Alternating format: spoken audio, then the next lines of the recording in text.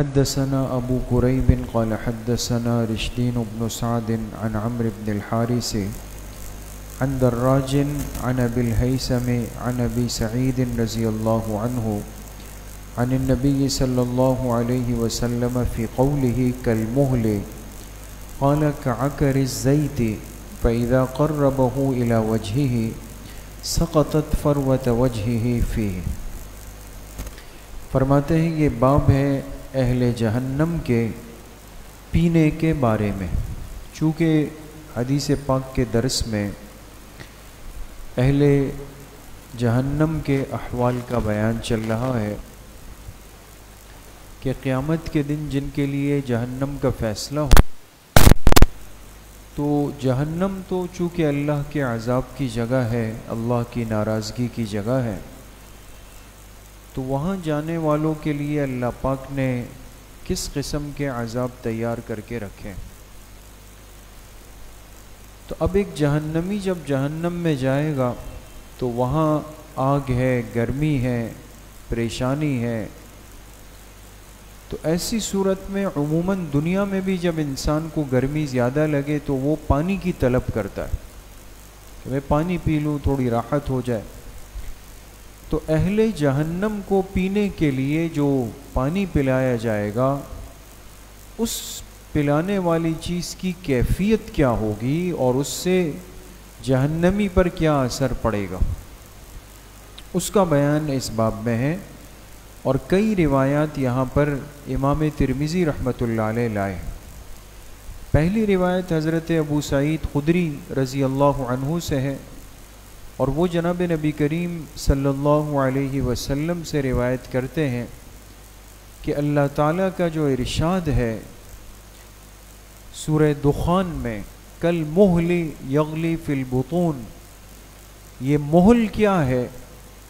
تو فرماتے ہیں کہ آپ علیہ السلام نے فرمایا کعکر الزیت، کہ محل کہتے ہیں جیسے تیل کی تلچھٹ، تیل کی تلچھٹ، جب تیل ختم ہونے پہ آتا ہے تو آپ اگر دیکھیں گے تو جو تیل کے بوتل کی جو گہرائی ہے، کونا ہے، اس میں سے کچرا سا ہوتا ہے، گدلا پن ہوتا ہے، تو محل کہتے ہیں تیل کی تلچھٹ کو۔ تو جو جہنمی کو جو پانی پلایا جائے گا وہ دیکھنے میں ایسا ہوگا جیسے تیل کی طرح کا رنگ ہوگا، گدلا۔ فَإِذَا قَرَّبَهُ إِلَى وَجْهِهِ، اور جب وہ جہنمی اس پانی کو اپنے چہرے کے قریب کرے گا، یعنی تاکہ میں اس کو پی لوں، تو سقطت فروۃ وجهه فیہ، تو اس پانی کی گرمائش اس قدر ہوگی کہ قریب کرتے ہی اس کے چہرے کی کھال اس میں گر جائے گی، اس جہنمی کی۔ اللہ ہم سب کی حفاظت فرمائے۔ دوسری روایت حضرت ابو ہریرہ رضی اللہ عنہ سے ہے کہ جناب نبی کریم صلی اللہ علیہ وسلم نے فرمایا ان الحمیم لیصب علی رؤوسہم، کہ جہنم میں کھولتا ہوا پانی، ابلتا ہوا پانی وہ جہنمیوں کے سروں پہ انڈیل دیا جائے گا۔ فینفذ الحمیم حتی یخلص الی جوفہ، تو یہ گرم پانی ان کے پیٹ میں اتر کے پیٹ کی گہرائی تک چلا جائے گا۔ فیسلط ما فی جوفہ، لیکن اس کی حرارت اس قدر ہوگی کہ جو کچھ اس جہنمی کے پیٹ میں ہوگا اس کو اندر کاٹ کے رکھ دے گا، سب چیزیں کٹ جائیں گی۔ حتی یمرق من قدمیہ، اور اندر جا کر ایسی کیفیت بنائے گا کہ پیٹ میں جو جہنمی کی آنتیں ہیں وہ سب کے سب اس کے پیروں کے درمیان سے نکل کر نیچے گر جائیں گے، نیچے آ جائیں گے پیٹ سے۔ تیسری روایت میں حضرت ابو امامہ رضی اللہ عنہ سے روایت ہے کہ آپ علیہ الصلاۃ والسلام نے فرمایا کہ یقرب الی فیہ، جہنمیوں کو جب پانی قریب کیا جائے گا فیکرہہ، تو وہ اس کو ناپسند کریں گے، پینے پہ آمادہ نہیں ہوں گے۔ لیکن فَإِذَا أَدْنَى مِنْهُ فَإِذَا أُدْنِيَ مِنْهُ شَوَى وَجْهَهُ، جب وہ پانی ان کے قریب ہوگا تو ان کے چہروں کو جلا دے گا. ووقعت فروۃ رأسہ، اور گرمائش کی وجہ سے چہرے کی کھال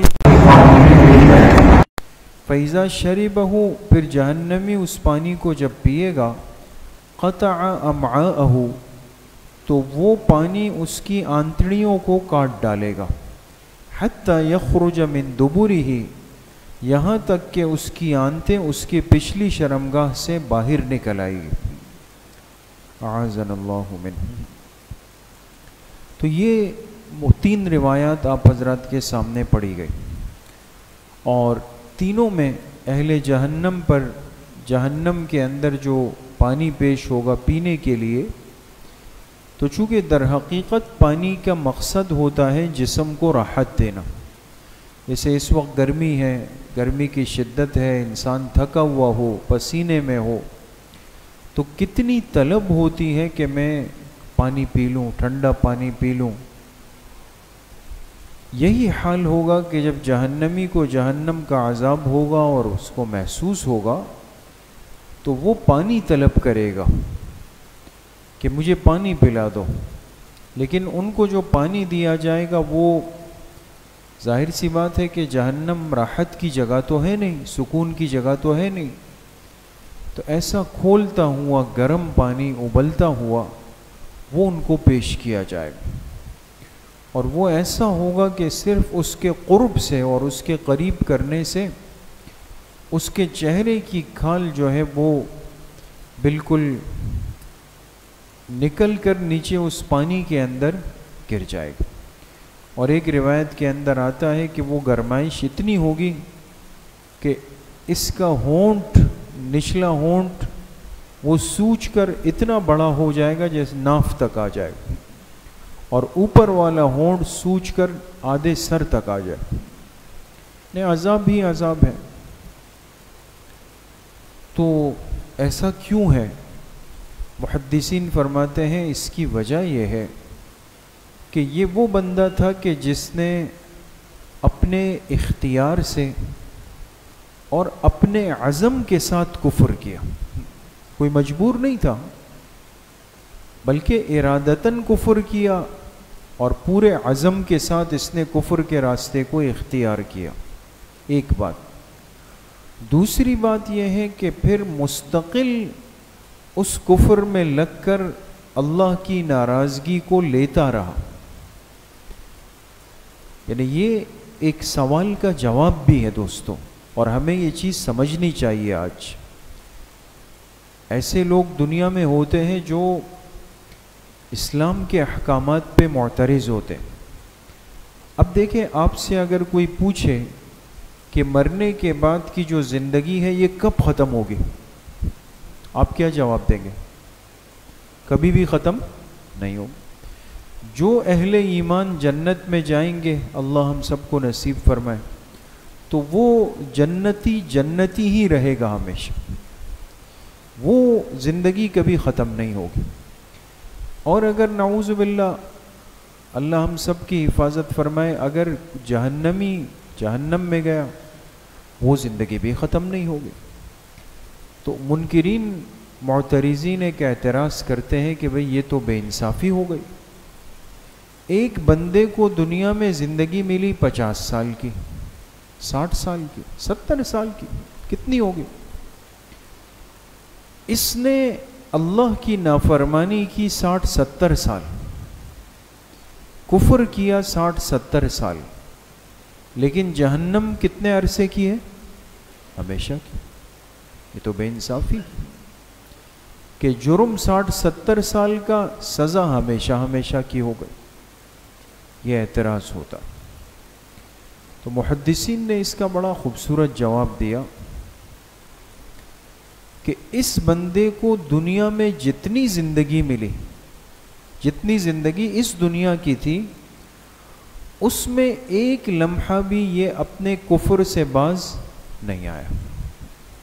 دنیا کی جتنی زندگی اس کے پاس تھی، چاہے وہ کم ملی، زیادہ ملی، 50 ملی، 70 ملی، اس میں اس نے ایک لمحہ بھی کفر کے بغیر نہیں گزارا.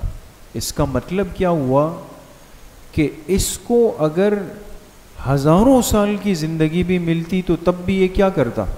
کفر ہی کرتا. لیکن چونکہ دنیا میں اللہ کا نظام یہ نہیں، اور اللہ پاک اس بندے کو دنیا میں بتا بھی چکے ہیں کہ یہاں کی زندگی محدود ہے، مرنے کے بعد کی زندگی لامحدود ہے. یہ تو سب کو بتایا جا، یہ پیپر تو آؤٹ ہو چکا ہے.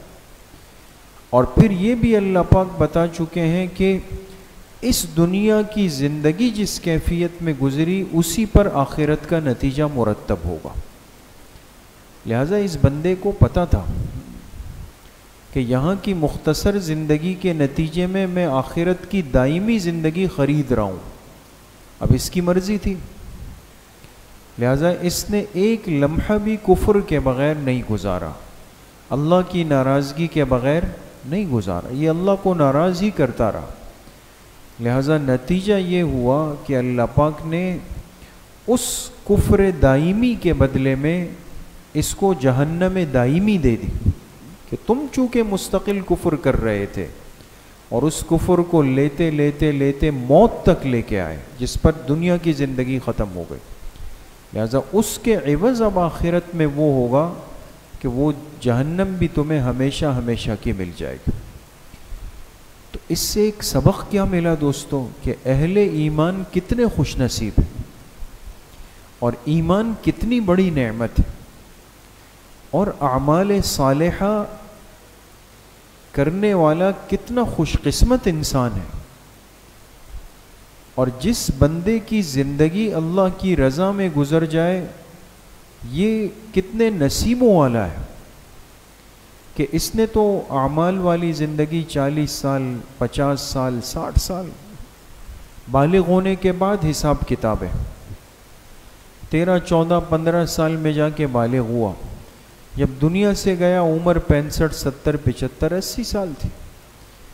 لیکن 50 60 سال کی زندگی ایمان میں، اعمال صالحہ میں، اللہ کو راضی کرنے میں کلمے کے ساتھ گزر گئی، اور اس کلمے پر اس کی موت آ گئی. اس سے بڑا خوش نصیب انسان دنیا میں کوئی نہیں. اس لیے کہ اتنی زندگی کے بدلے میں ہمیشہ ہمیشہ کی جنت اس کو دے دی جائے گی، ہمیشہ ہمیشہ. اس لیے دنیا میں تھوڑی سی تکلیفیں ہیں دوستوں، تھوڑی سی آزمائشیں، یہ مجاہدات، یہ رکاوٹیں، یہ پریشانیاں، یہ تنگ دستی دنیا میں یہ بہت تھوڑی، ہمیشہ کے نہیں. اگر انسان اس پر اللہ سے راضی رہے، اپنے ایمان کی حفاظت کرے، کلمے کی حفاظت کرے، اللہ کی رضامندی والے اعمال میں لگنے کی کوشش کرتا رہے. دیکھیں یہ بھی نہیں فرمایا کہ 100% کر لو، کوشش، سعی، کوشش کرنا ہے. اور اس کے ساتھ چلتے چلتے موت تک آیا، اس کلمے کے ساتھ دنیا سے گیا. یہ بھی ضروری نہیں فرمایا کہ جان نکلتے ہوئے زبان سے کلمہ بھی نکلاؤ، یہ بھی ضروری نہیں. اسی لیے علماء نے لکھا ہے کہ اگر ایک شخص کو اچانک موت آئی، جیسے انسان ہے کسی بھی وقت آ سکتی، لیکن اس دن، اس رات جس دن یہ معاملہ ہوا، یہ اس دین پر قائم تھا، کلمے پر قائم تھا، چاہے اس نے کلمہ نہیں پڑھا، لیکن موت آئی تو کوئی کفر والا فعل اس سے نہیں ہوا تھا، تو اس کو یہی لکھا جائے گا کہ یہ کلمے اور ایمان کے ساتھ دنیا سے گئے.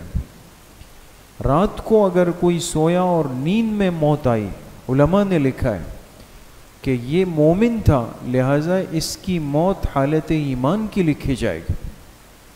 اسی لیے فرمایا نا کہ انسان سوتے ہوئے ایک دفعہ کلمہ ضرور پڑھا کرے، اور صبح جب اٹھے تو دن کا آغاز ہو، نیند سے اٹھنے کی دعا پڑھ کے ایک دفعہ کلمہ ضرور پڑھ لے، پورا دن کلمے کے ساتھ، وہ پوری رات کلمے کے ساتھ. کسی بھی وقت بلاوا آ جائے، لیکن جب جائے گا تو ایمان کے ساتھ چلا جائے، اور ایمان کے ساتھ جب گیا تو پھر آگے تو راحتیں ہیں، جنت ہے، جنت کی نعمت ہے، اللہ کی رضامندی ہے، ہمیشہ ہمیشہ کی خوشیاں.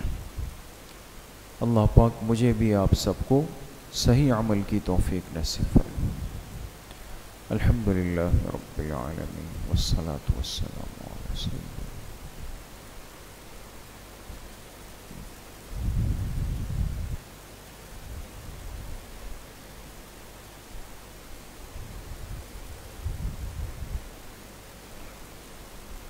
وصلی اللہ وسلم علی نبینا محمد وآلہ وصحبہ اجمعین برحمتہ